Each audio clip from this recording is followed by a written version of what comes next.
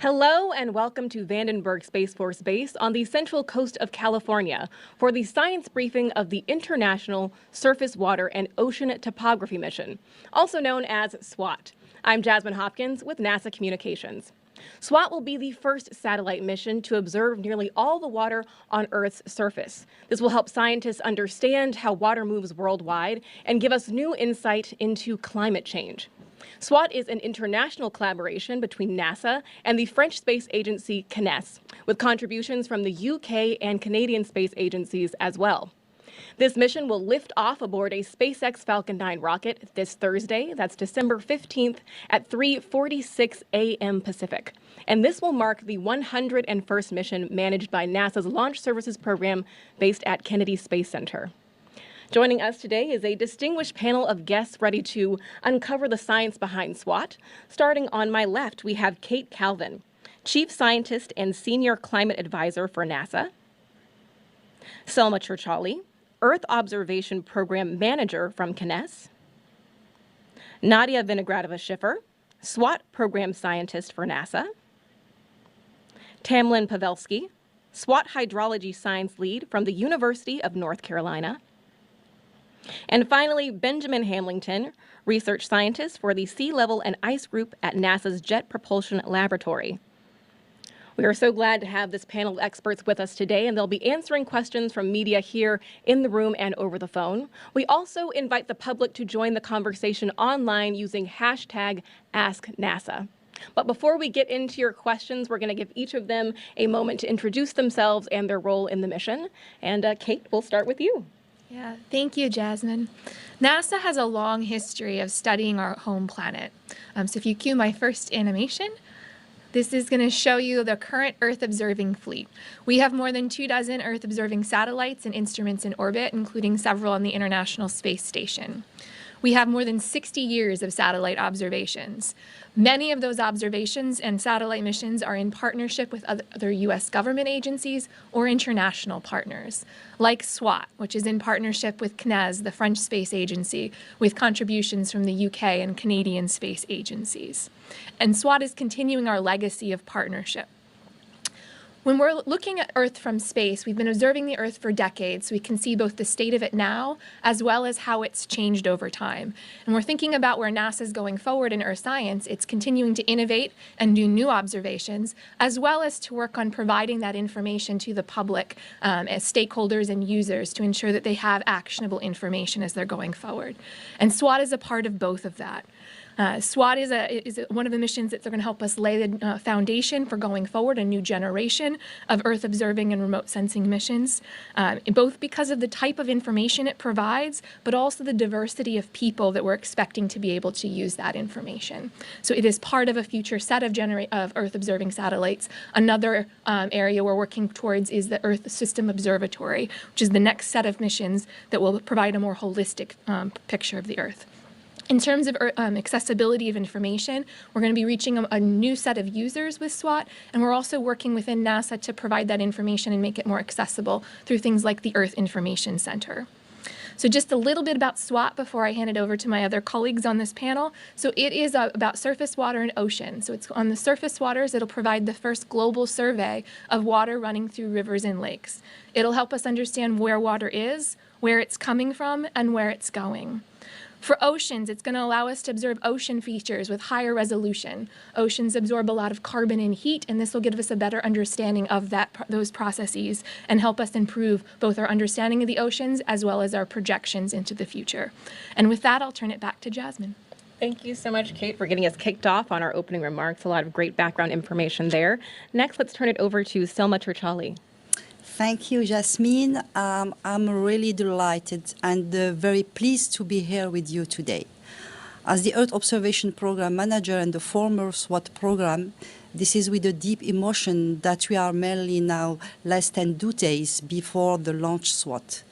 And the SWOT launch today is really timely correlated to the anniversary of more than 3 decades of excellent cooperation between NASA and CNES, marking the anniversary of the launch of the first Pathfinder mission called Topex Poseidon, dedicated to ocean altimetry mission.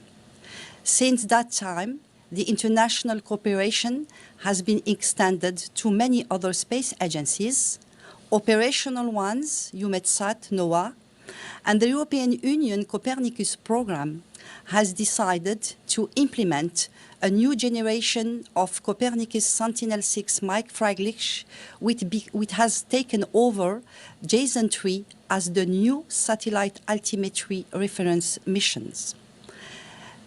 Could you please put the slides?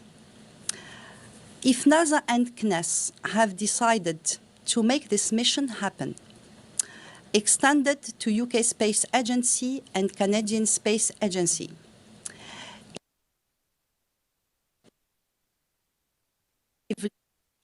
have the capability to handle such innovations and challenges.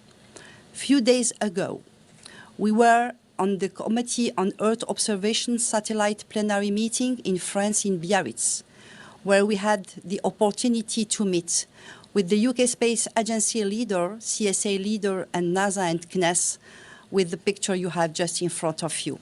This is a great celebration marking this excellent cooperation, and what a better present than the SWOT within this anniversary of 30 years of cooperation. Of course, within the global warming, there is a huge impact today we know on water cycle. Accelerating this water cycle by putting some drought in some parts of the world and floods in other parts. And we are reaching our knowledge within the Earth cycle with some limits. And we know there are many of the compartments of this water cycle to be understood.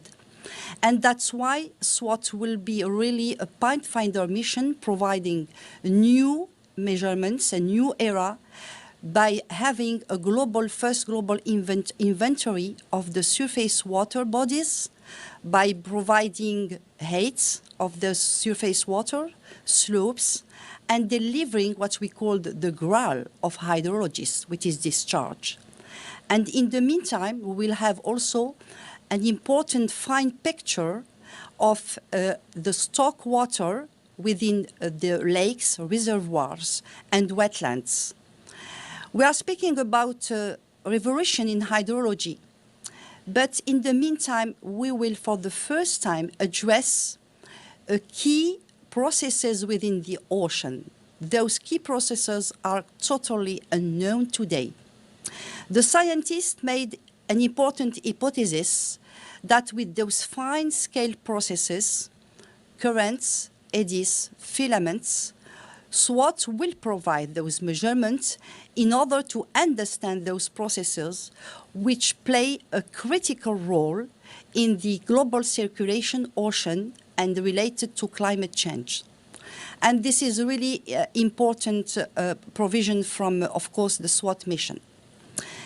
Next slide, please.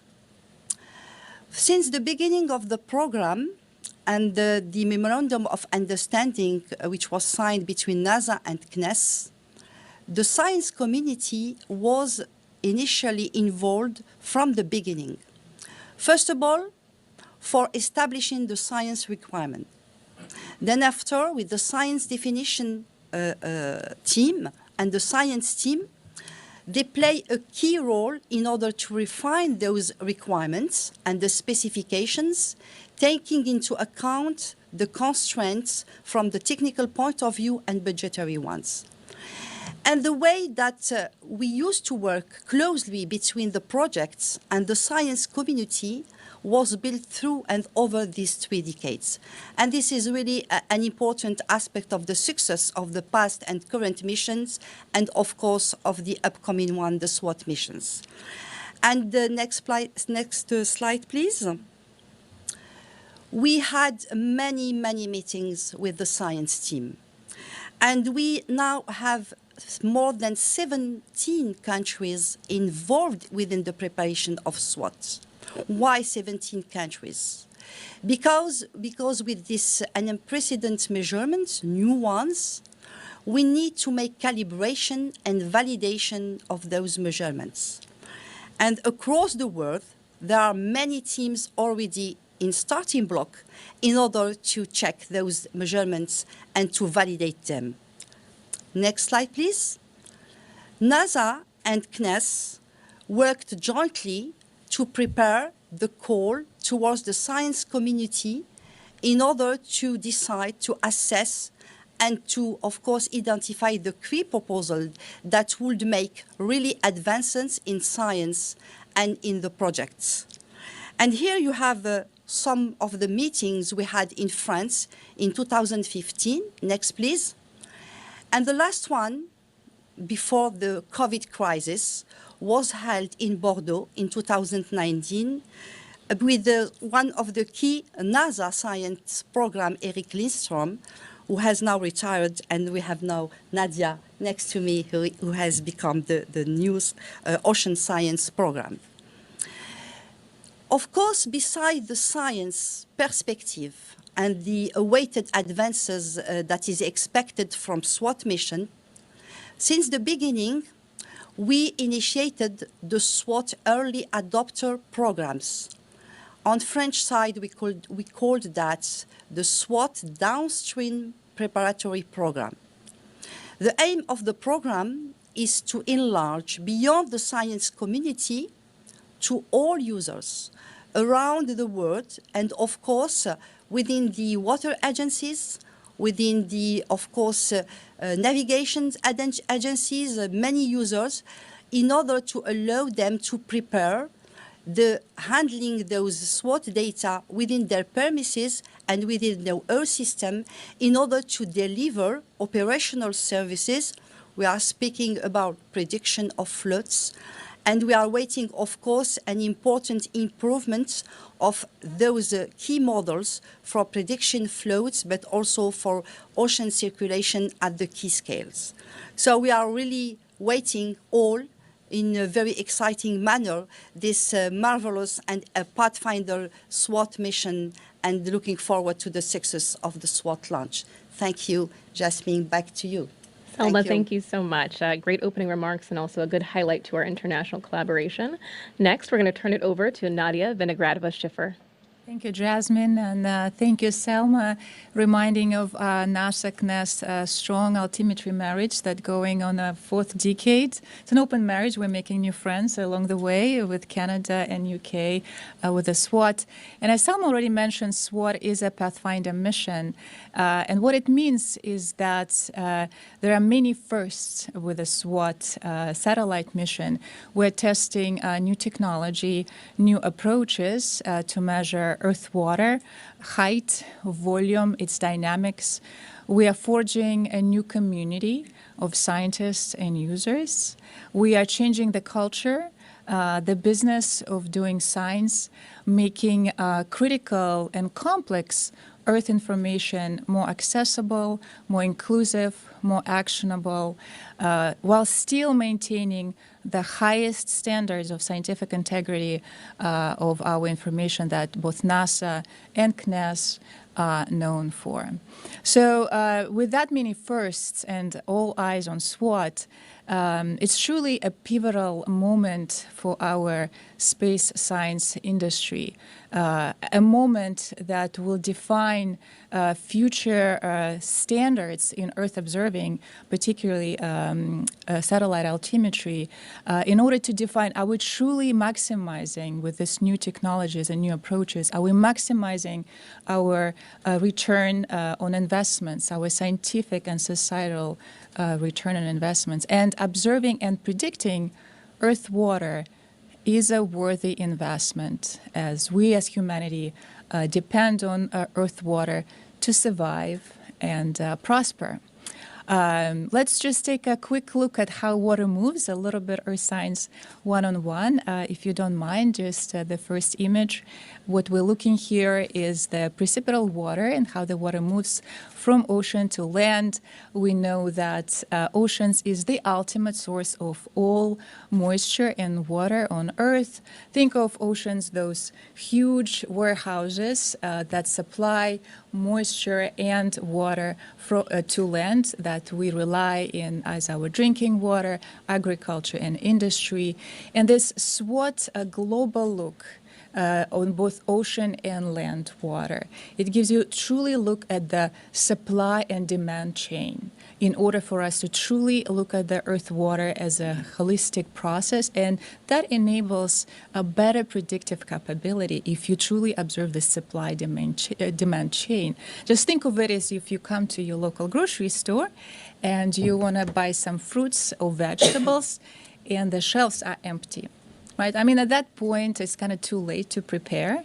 But if you have information that your farmer, your supplier of your produce experienced some disruption, either shortage or excessive supply, then you have more time to prepare those disruption when you come to the local grocery store. So the same with earth water. If you want to prepare for the upcoming flood or deficit of land water, you do look at your supply, your farmer, the ocean where the moisture originates.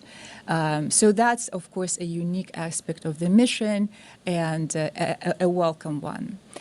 Another breakthrough with the SWOT technology, of course, is that we're going to look at earth water at a very high resolution and clarity like never before. I call it a SWOT goggles. So it's a 10x improvement in clarity and resolution of earth water. Let's see what it means for the ocean, if you don't mind. On the next animation, what we're looking here is ocean movement. The red colors represent warmer oceans, and the blue colors are cooler oceans. And what we see here is essentially that ocean is a turbulent flow. And ocean turbulence and eddies are constantly on the move, and they are busy and effective engines transporting a large amount of kinetic energy, heat, mass, salt, nutrients, carbon, plastic, pollution, you name it. So this constant movement that is initiated by those active players in the climate system are what keeps our Earth system functioning or dysfunctioning, as we already see in our measurements. So when we, in the business of making better prediction of the Earth system, of the global warming, we rely on the ocean to take it for the Team Earth, and absorb most of the global ocean, global warming within the ocean. And that, think about it, that half of the vertical transport of this heat absorption from the surface to the deep ocean is done by turbulence. Half. So turbulence matters.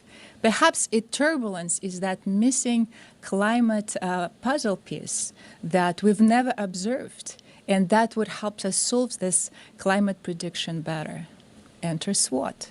A very timely entrance. An entrance as we look at our changing water on planet Earth just in front of our eyes.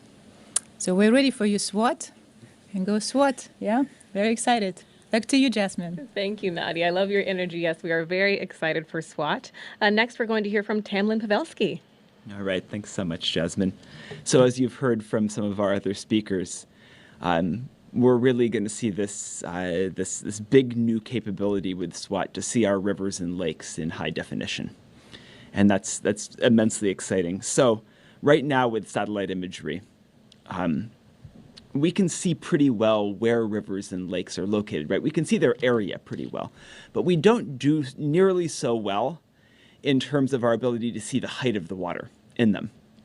And really the key advance for SWOT in terms of surface water hydrology is that we're going to be able to simultaneously measure the extent of water and the height of water. And adding that new dimension is critical because it allows us to think about things in terms of volumes and changes in volumes over time, right? So all of us learned about the water cycle at some point in elementary school or middle school. And, we heard a little bit about it from Nadia already, thinking about the transport of moisture from oceans via the atmosphere onto the land surface. And for the entire water cycle, if we really want to understand it in ways that are important for us, we need to be able to think about it not just conceptually, but in terms of volumes. How much water is there and how is it flowing from place to place? And SWOT is going to allow us to do that. For lakes, we'll be able to see how the volume of lakes and reservoirs increases and decreases over time. And for rivers, we're going to be able to see how essentially we'll be able to track the volume of water flowing through rivers from space, which is just really exciting and frankly pretty unprecedented. So what are we actually going to see with SWOT? Let's get down to brass tacks here. For lakes, we expect to see lakes larger than about 15 acres, so that's 250 meters by 250 meters. And we expect to see almost all of the world's rivers wider than about 330 feet, or about 100 meters. So let's take each one of these individually, and let's start with lakes. Could I have my first slide, please?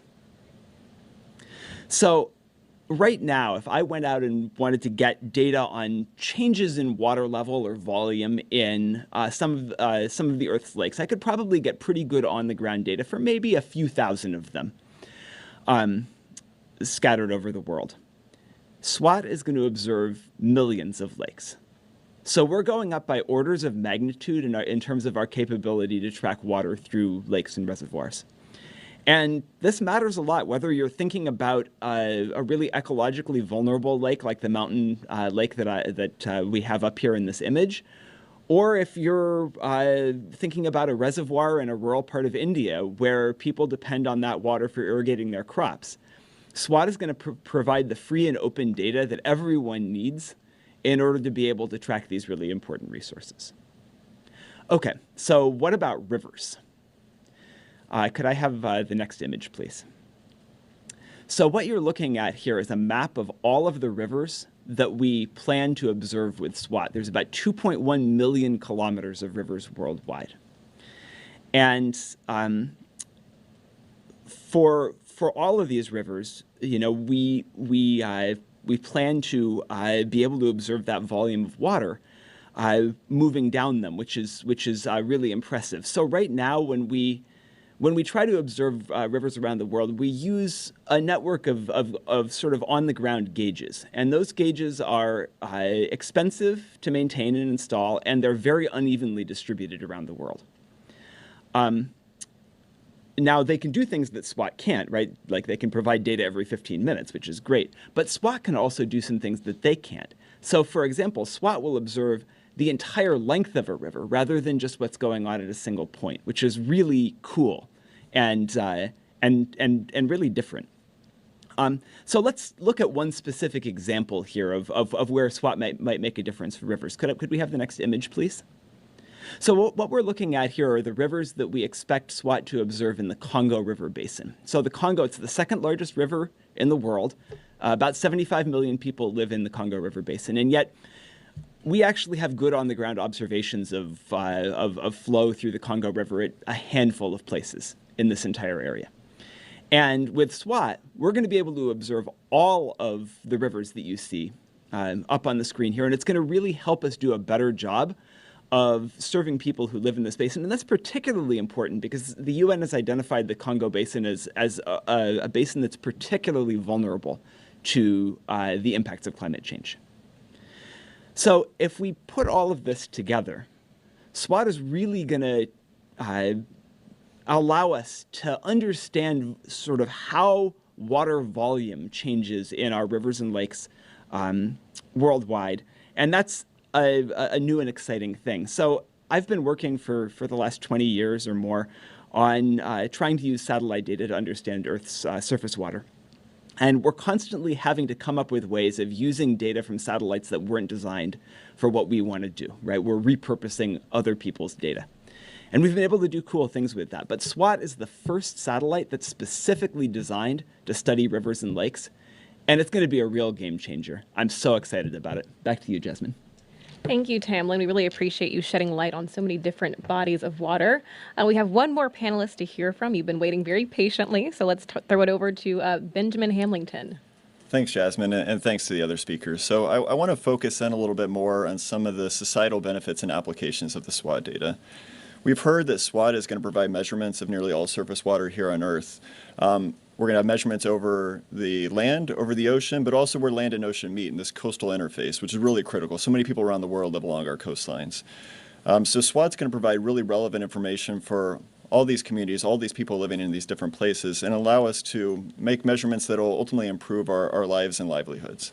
So I want to walk through some of these examples, starting with the land first. So as Tamlin and others have said, SWOT is going to give us this really new look at the lakes, rivers, and reservoirs across the globe. So on these global scales, we're going to be able to see things that we just could not see before.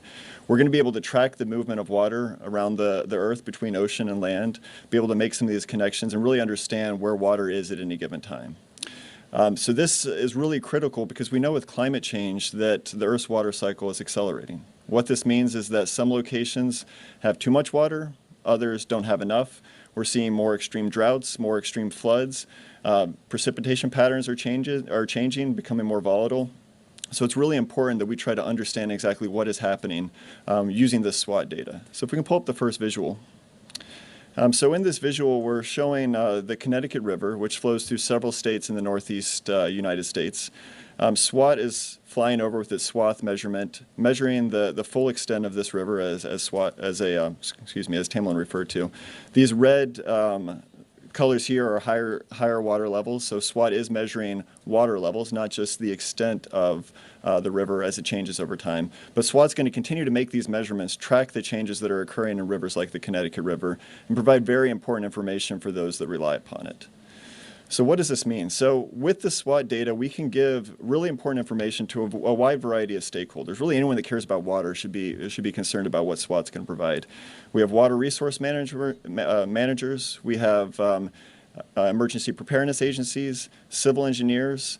For those of you at home who are maybe concerned about access to water or flooding and drought, we'll be able to better predict the occurrences of those things with the SWOT data. So it's really going to provide rich information that impacts all of us.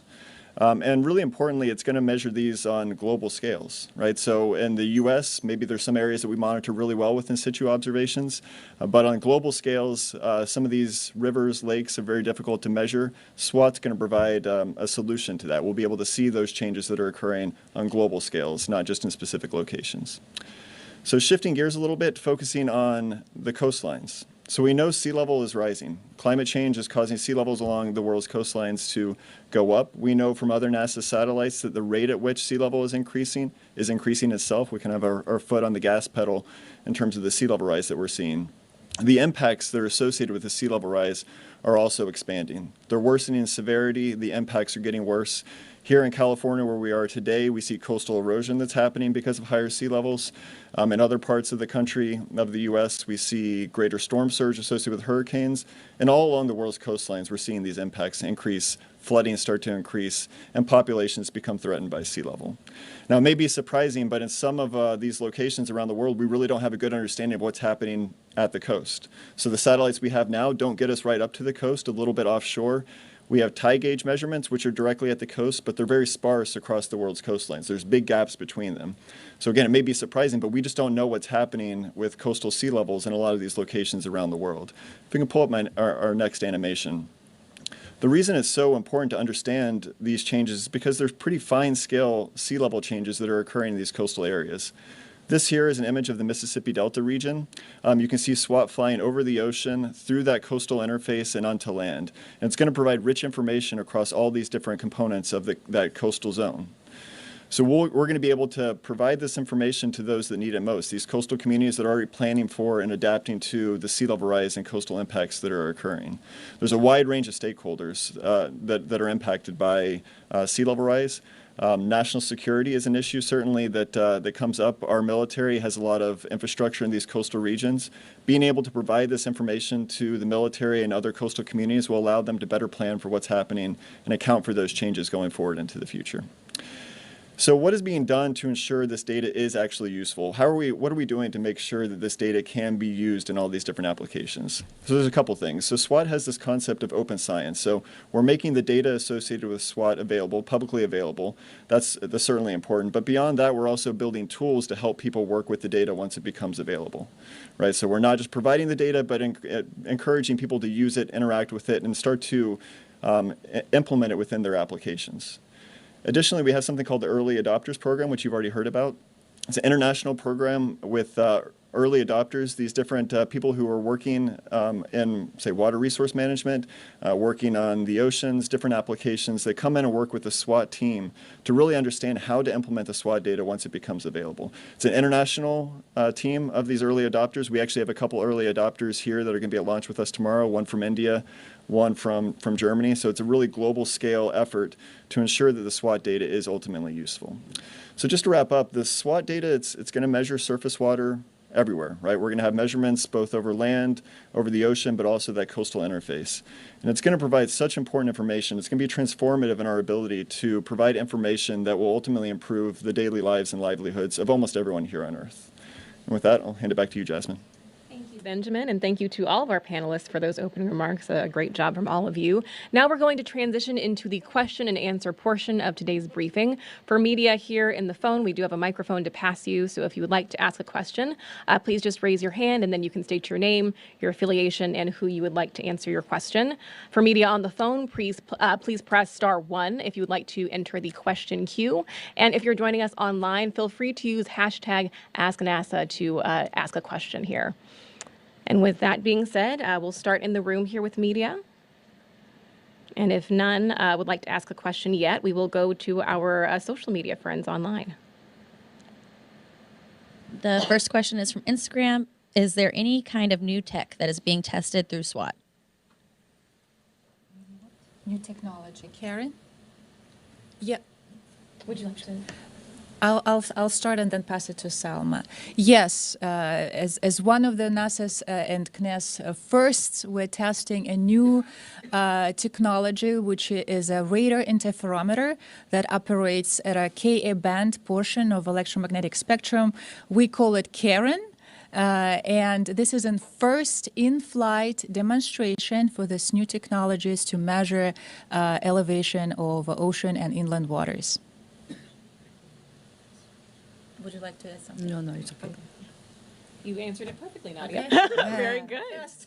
All right. We'll go to social media again. How much more detail will we be able to see with SWOT than with current satellites or observation techniques, and why does that matter?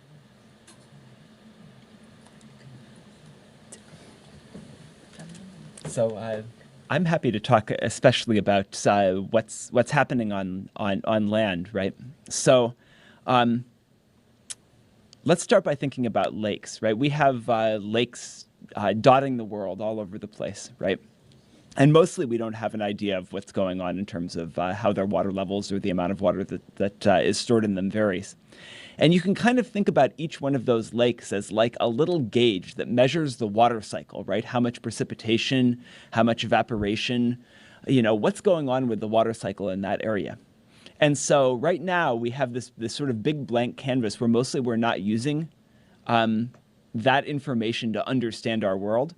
And once we have SWOT up there, we're going to be able to see that everywhere. And it's going to give us this much better picture of what's going on with the water cycle as a whole and with our water resources, right? How much water do we have available to irrigate our crops, to drink when we turn on the tap, for our ecosystems?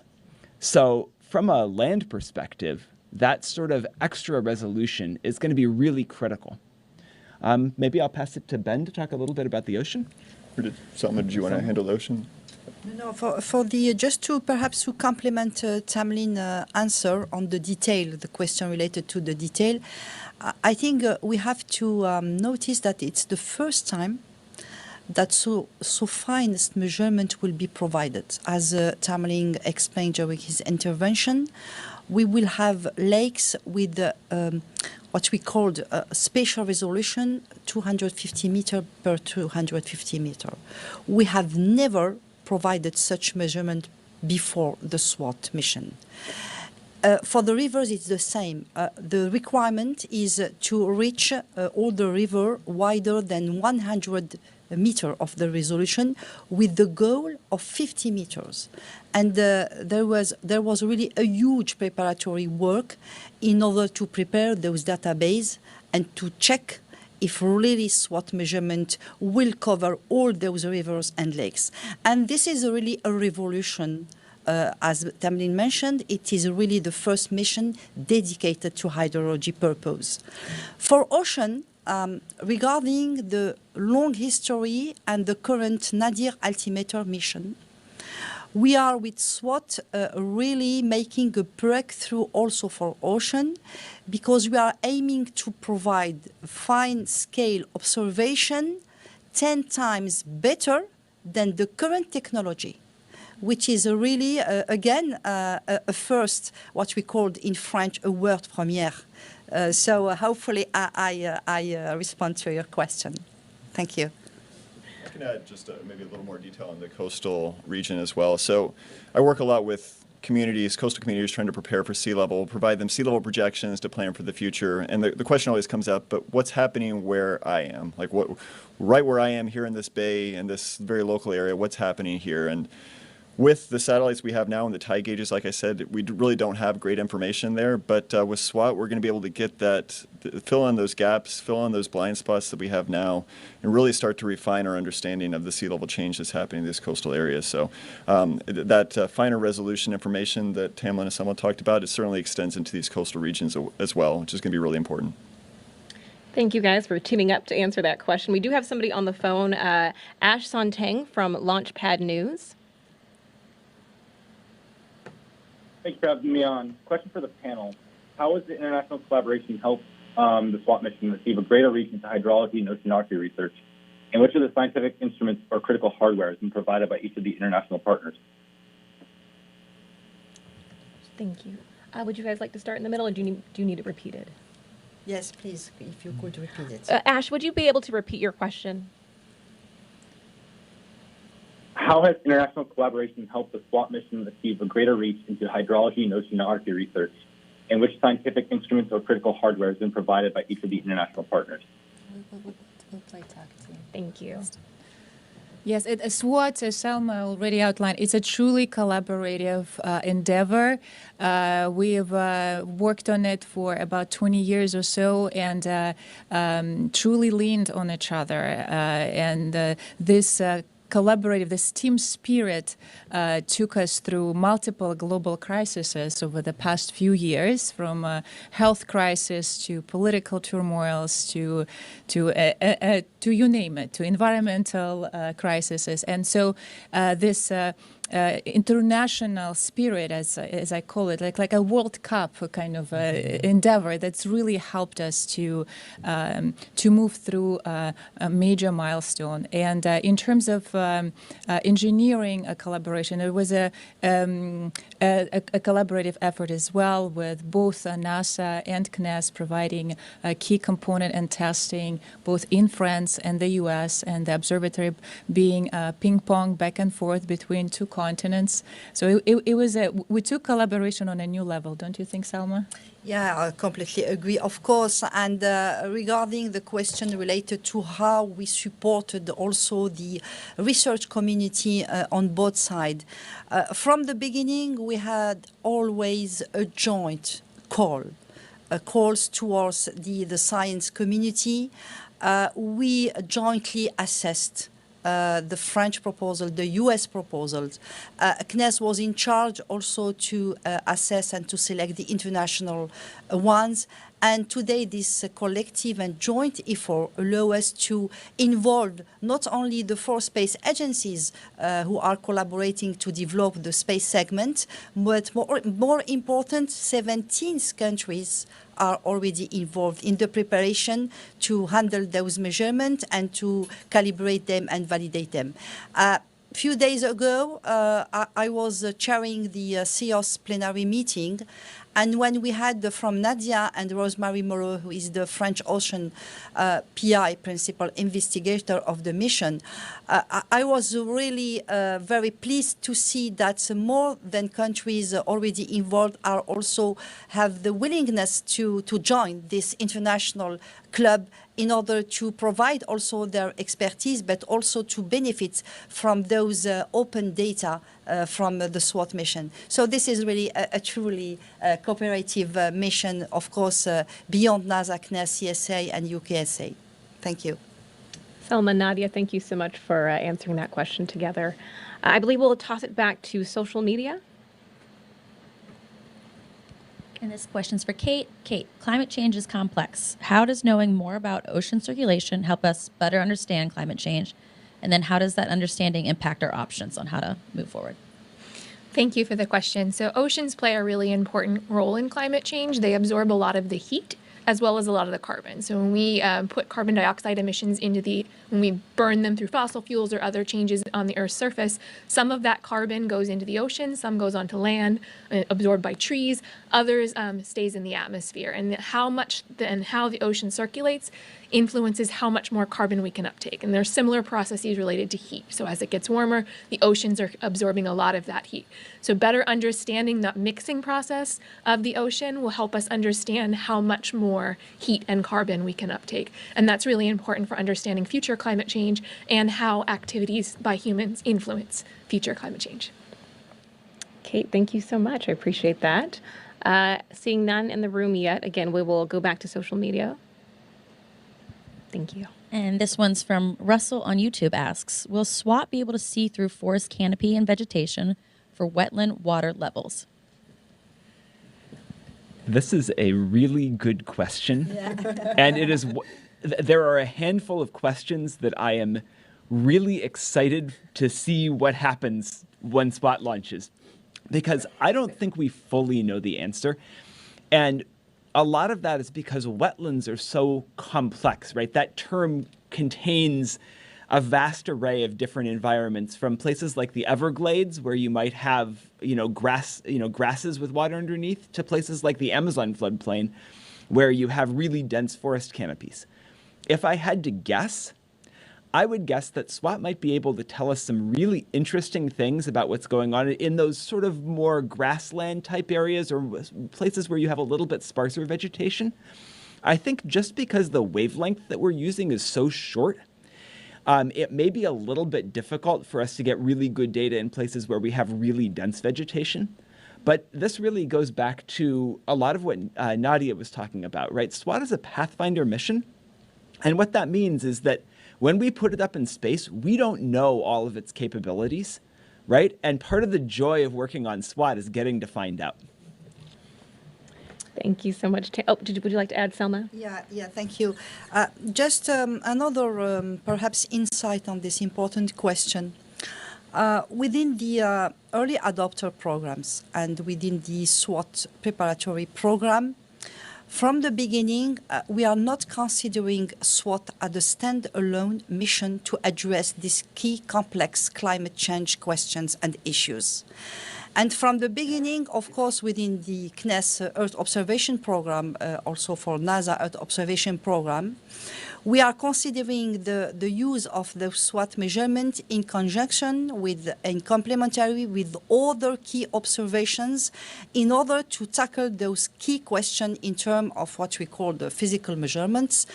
And we have already today in orbit some European missions, such as SMOS or SMAP on NASA JPL mission.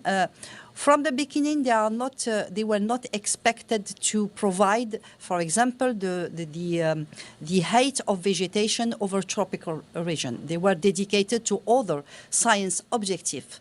But when we explored those new measurements, we could develop other key areas that were not completely expected from the initial missions. So my main message here is to say that SWOT measurement, yes, is an unprecedented measurement, but in the meantime, all the science community and all the users that we spoke about in the early adopter programs are preparing that in conjunction, in complementary with other measurements, but more important, tackling the complex climate change is also preparing the new generation of climate change modeling.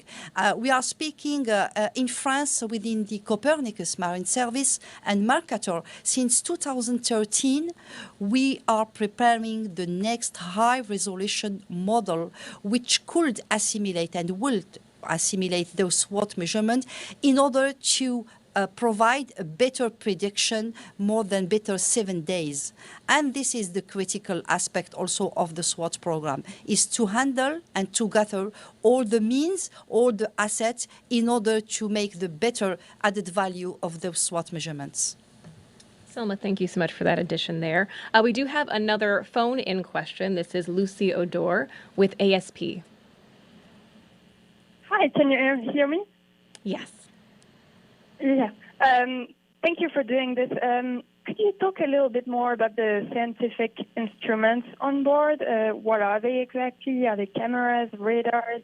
Why these big two arms for the satellite? And yeah, how do these instruments compare with previous ones?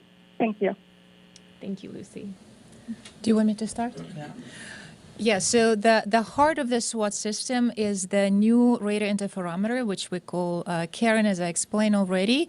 There are two antennas, and one of them transmits an electromagnetic pulse, which bounces off the Earth's surface, being captured by both antennas. And those signals are a little bit out of sync, out of phase, what we call it. And that this phase difference combined with radar wavelength allows us to triangulate and compute the distance between the Earth's surface and the satellite, which we then translate to the height of the water. So, and we're doing it over this wide swath, like with two antennas doing it over the wide swath. I think Ben had a nice animation with a swath following, so over like 50 kilometers wide. So this is our first two-dimensional measurements of sea surface height or ocean height, right? Water height, rather. Still, ocean physicist, yes. So water height, and that sets it apart from the traditional just downward-looking nadir altimeter, as what Selma referring earlier, that just look down and collect measurements of the water surface in a traditional, conventional way. We will have this nadir technology on a SWOT as well to complement Karen, wide swath technology also, but so complementarity is another aspect of the SWOT observing system. Did I answer? Was it a two-part question, or that's enough? I know that was good. That was on the instruments, I believe, so I think you covered it. Just a few mistakes, and I edited it, but all right, we'll roll with that. Yeah. Thank you so much, Nadia. I think we have time for about 2 or 3 more questions, so I will check back in with social media. Another question from YouTube. Will moisture in the air affect the measurements? Yes, and we have an app for it. Yes. Okay. The answer is yes, not yes. Okay. Yes. The answer is yes, of course. Yes. And we have already some what we call within the classical nadial altimetry mission, and it is the case for the SWOT. We will have what we could have a geophysical product that could benefit from those needed correction from the atmosphere impact on the measurement, of course. Ionospheric, troposphere, etc., of course. Very good. Thank you, Nadia and Selma, again, for answering that together. Again, I'm looking around the room, but if no other are in the room, we'll go back to social media once more. And this is the last one from social.